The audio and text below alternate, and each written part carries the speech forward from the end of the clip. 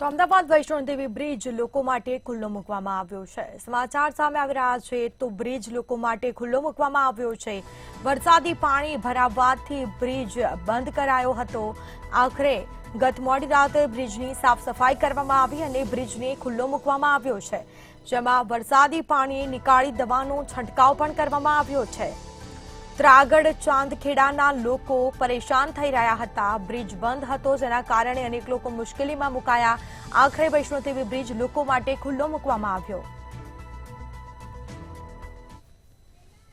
સાફ સફાઈની કામગીરી ચાલી રહી છે। શું અને ગાંધીનગરમાં ભારે વરસાદ તથા કાગળ અંડરપાસની બંને વોલની આજુબાજુ પાણી ભરાવાના કારણે કાગળ અંડરપાસની અંદર પાણી આવેલા હતા અને કાગળ અંડરપાસની અંદર આ જે અંડરપાસની અંદર જે પાણી આવ્યા એ બંને વોલની વીફોલ્સ છે દિવાલની અંદર મૂકેલા છે।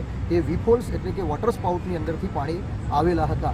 સદર વોટર સ્પાઉટ એટલા માટે મૂકવા જરૂરી છે કે કોઈપણ રિટેનિંગ અર્થ રિટેનિંગ સ્ટ્રક્ચર બનાવીએ અંડરપાસની અંદર અંડરપાસનો ઉપયોગ કરવા માટેનું જગ્યા ખુલ્લી હોય છે, બંને તરફ આવવા જવા માટે રોડ હોય છે, પણ એની બહારની બાજુએ એટલે કે વોલની બીજી સાઈડે ત્યાં અર્થ રિટેન કરેલું હોય છે। મીન્સ કે અંડરપાસ નીચો હોવાથી અર્થને ત્યાં રિટેન કરીને રાખવામાં આવેલી હોય છે। તો અર્થ રિટેન એટલે કે સોઇલ રિટેન કરેલી હોય એની અંદર ત્યારે કોઈ પણ જ્યારે સ્ટ્રક્ચર બનાવવામાં આવે ત્યારે આપ જે વીફોલ્સ જોઈ શકો છો અને જે પાણી આપે જોયું હશે કે મીડિયાની અંદર આવેલું કે અંડરપાસની અંદર વીફોલ્સમાંથી પાણી આવવાનું કારણ, તો એ પાણી એટલા માટે જ વીફોલ્સ મૂકેલા હોય છે કે અંડરપાસની દિવાલની પાછળના ભાગે એ પાણી જો ભરાઈ રહે તો એ સ્ટ્રક્ચરને નુકસાનકારક છે। કેમ કે પાણી ભરાવાથી પોર વોટર હાઇડ્રોલિક પ્રેશર જેને આપણે કહીએ સાદી ભાષામાં તો પોર વોટર પ્રેશર ક્રિએટ થાય છે અને એ જે પોર વોટર પ્રેશરને દૂર કરવામાં ન આવે તો એ સ્ટ્રક્ચરને નુકસાનકારક હોય છે।